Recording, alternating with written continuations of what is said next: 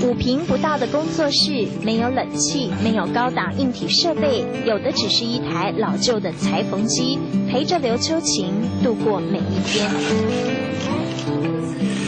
就是现在目前最红的那个脚踏车的那个旅行帽。细心裁缝的是时下流行的单车头巾，设备不先进，但刘秋晴想法很流行。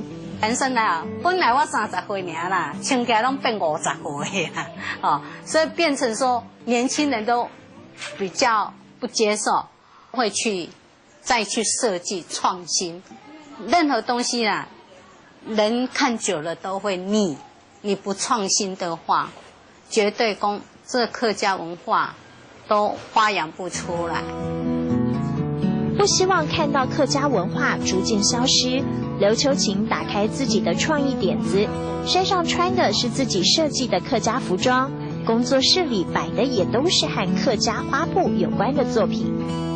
这种是传统的牡丹花，它也代表富贵而且我是当高尔夫球帽帽没有，因为周扬力很够。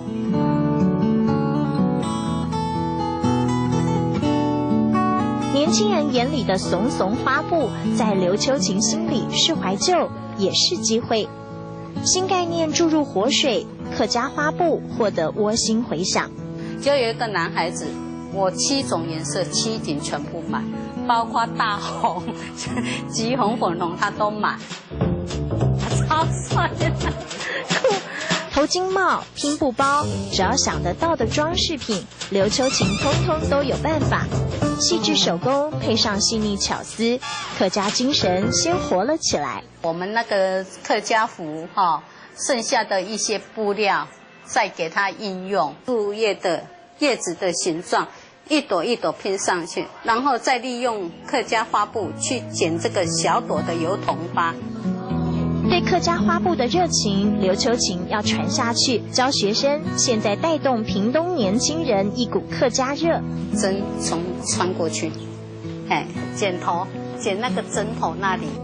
突破传统客家花布的局限，刘秋晴走出自我的风格。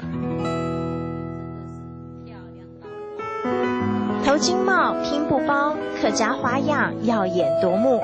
独一无二的手作，也让我拥抱独一无二的感动时刻。